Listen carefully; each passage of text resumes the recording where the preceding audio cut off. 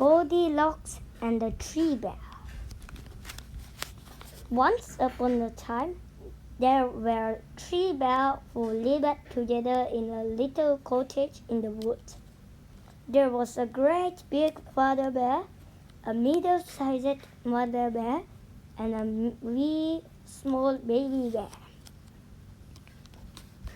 One morning, the three bears decided to go for a walk in the woods while their breakfast porridge cooled.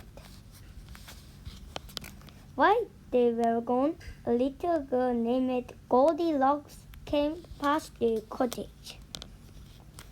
She peeked in the window, and when she saw that no one was at home, she went inside. There on the table sat the three bowls of porridge. The porridge smelled so delicious that Goldilocks just had to have some.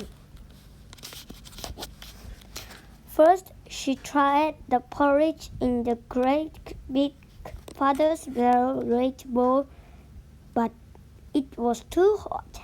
Next, she tried the porridge in the middle-sized mother bear's middle-sized bowl, but it was too cold.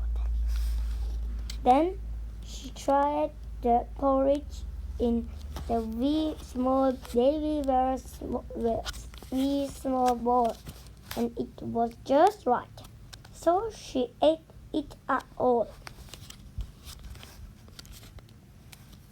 When she had finished the porridge, Goldilocks wandered into the sitting room, where she found the three bears' chair. First, she tried the great big father bear's great big chair, but it was too hot. Next, she tried the middle-sized mother bear's middle-sized chair, but it was too soft. Then she tried the wee small baby bear's wee small chair, and it was just right. So Goldilocks sat down in the chair and broke it all to bits.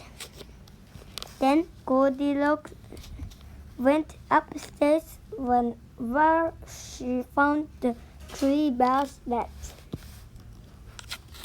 First, she tried the great big father bear's great big bed, but it was too hot. Next, she tried the middle-sized mother bear's middle-sized bed, but it was too soft.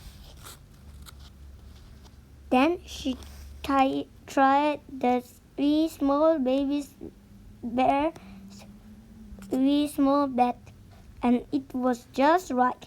So Goldilocks lay down and had a fast sleep. No sooner had Goldilocks fallen asleep than the three bears returned home.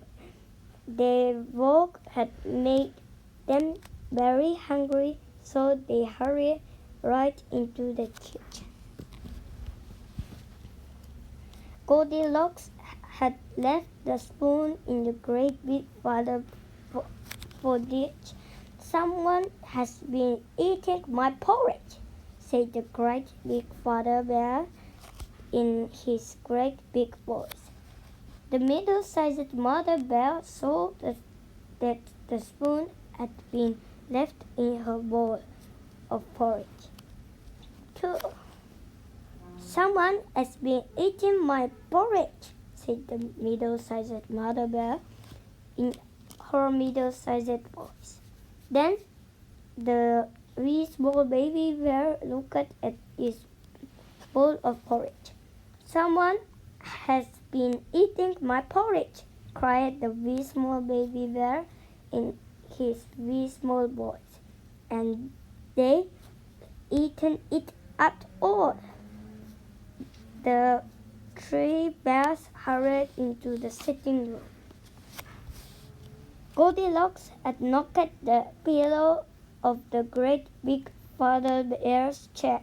"Someone had been sitting in my chair," said the great big father bear in his great big voice. The pillow on the middle-sized mother bear's chair had been moved too.